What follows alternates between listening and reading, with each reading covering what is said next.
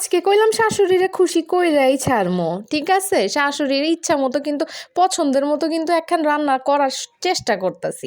তো শাশুড়ি মা কিন্তু বাসায় নাই, শাশুড়ি মা আমার ননদের সাথে আছে। তো আজকে ভাবলাম শাশুড়ি মার একটু খুশি করি, কারণ উনি তো সময় পাইতেছে না ওনার পছন্দের খাবারটা খাবারের জন্য। তো আমি কিন্তু জীবনের প্রথমেই রান্নাটা করতেছি, ঠিক আছে? কেমন হইব অবশ্যই কিন্তু আপনারা কমেন্ট করে জানাবেন, আর যদি ভুলভাল হয় তাহলে কিন্তু আপনারাও জানাবেন, সেটা ঠিক করার জন্য অবশ্যই চেষ্টা করব। তো আসসালামু আলাইকুম, সবাই কেমন আছেন? আশা করি ভালো আছেন। তো আজকাল দেখলাম আপনারা আমার রান্নার ভিডিওটা ভালোই দেখতেছেন, তো ভাবলাম যে ডেইলি ব্লগের সাথে পাশাপাশি রান্নার ভিডিওটাও দিই। তো আজকে কিন্তু শাশুড়িকে খুশি করার জন্য একেবারে সকাল সকাল ঘুম থেকে উঠতেই শাশুড়ি পছন্দ মতো মূলা নিয়ে নিলাম। আমার শাশুড়ি মা কিন্তু মূলার তরকারি বা মূলার ভাজি খাইতে খুবই পছন্দ করে, কিন্তু আমি কিন্তু মূলা রান্না করতে পারি না, কারণ আমি মূলা খাই না। দেখেন রান্নার সময় যদি ফ্রাই প্যান ডিস্টার্ব করে তখন কেমনটা লাগে কন। তো তারপরে কিন্তু ঘুটানাটা সুন্দর মতো পেঁয়াজ মরিচ দিয়ে ভাজা শুরু করে দিছি, ঠিক আছে? তো আমি ভাবছিলাম গোল গোল কইরা কাটি, তো গোল গোল কইরা কাইটা এটারে ভাজি করবো। তো এর ভিতরে আমার জামাই আইসা কইতাছে যে আম্মা কিন্তু গোল গোল কইরা কাইটা সুন্দর মতো কিন্তু তরকারি রান্না করে, ভাজি করে না, তুমি কি পারবা? তো জামাইয়ের সাথে কিন্তু আজকে চ্যালেঞ্জটা নিয়েই নিলাম। তো তারপরে কিন্তু একটুখানি চিংড়ি মাছও দিলাম। আমার শাশুড়ি মা একবার রান্না করছিল, দেখছিলাম একটু চিংড়ি মাছও দিছিল। তারপরে হালকা একটু হলুদ মরিচ লবণ দিয়ে দিলাম, ঠিক আছে?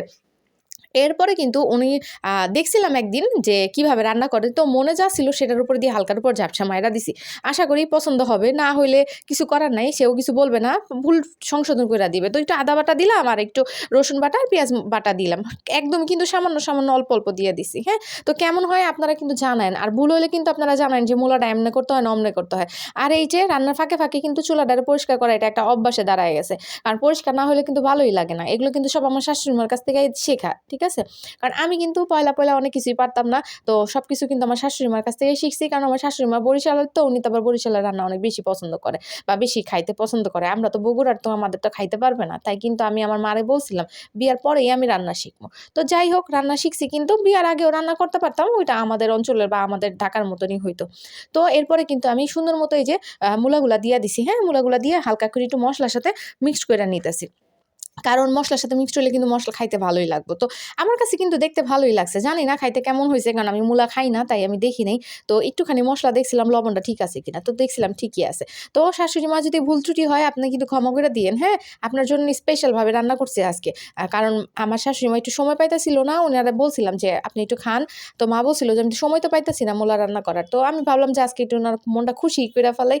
তো যাই হোক, তো যেই কাজ সেটা কিন্তু করতেছি, ঠিক আছে? আর এর ভিতরে কিন্তু আমার জামাই আমারে বলছিল দেখে কিন্তু আরেকটু সুবিধা হইছে, এইজন্য ভাজি না করে একটু ঝোল ঝোল করছি।